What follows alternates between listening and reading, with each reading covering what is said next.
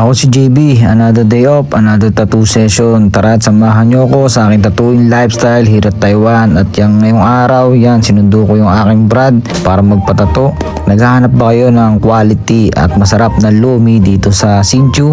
Tara at samahan nyo ako at panoorin nyo ang video na to. At pagkarating nga namin sa bahay, agad ko na inumpisahan ang tattoo ni Utol. At ito nga palang project ko na to sa kanya, matagal na namin na pag-usapan. So ngayon lang namin nagawa. At ang meaning nga pala ng tattoo ni Utol ay infinity. Walang hangganang pagmamahal sa kanyang asawa at sa kanyang mga anak. Napaka meaningful. Diba? Saludo ako kay Brad kasi napaka loyal niya sa kanyang asawa kahit nandito siya sa bansang puno ng tukso.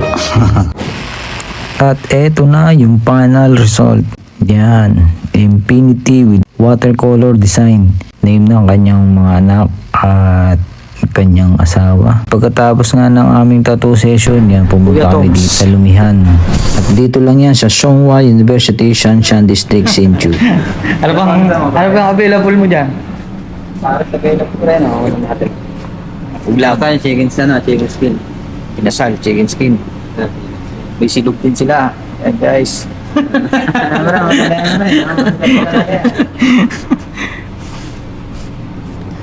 Ano ba sa atin, Tol?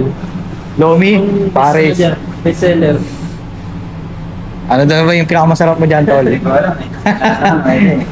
Lomi? Lomi na lang, Lomi. Dalawa. Tara, barbecue, Tol. Shoutout muna tayo kay Sistina Valdelosa. At sa mga gusto magpa-shoutout dyan, comment down below. At bago tayo mag-umpisang kumain, save the memories, picture muna. At ang pinakamabisang lumi nila dito at kanilang barbecue. Yan guys, at napaka-happy meal na naman tayo dyan. At pagkatapos namin kumain, inatid ko na si Utol sa sakayan ng train. Magkakama ako. Oo. Pagpakauwi ka na. Thank you. At siya lang ay dumayo sa akin, galing pa siya ng tunan. Yun. At sa mga nagnanais magpatato, PM nyo lang ako. At kung nagustuhan nyo ang video na to, please like and share para palagi kayong updated sa bago nating video.